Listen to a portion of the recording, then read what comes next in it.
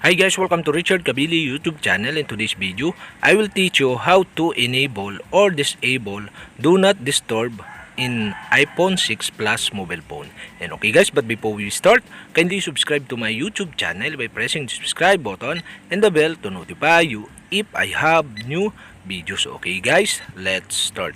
So okay guys, you'll have to do is go to setting in your iPhone 6 Plus mobile phone and settings. Okay, you can see the do not disturb.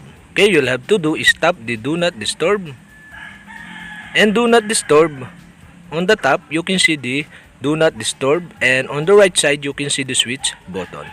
And okay guys, if this enable, calls and notification will be silent.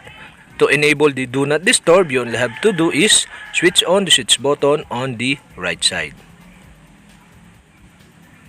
And okay guys, that's it. We have successfully enabled the do not disturb on my iPhone 6 Plus mobile phone.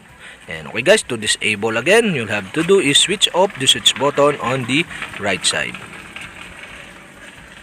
And okay guys, I decide to enable the do not disturb on my iPhone 6 Plus mobile phone.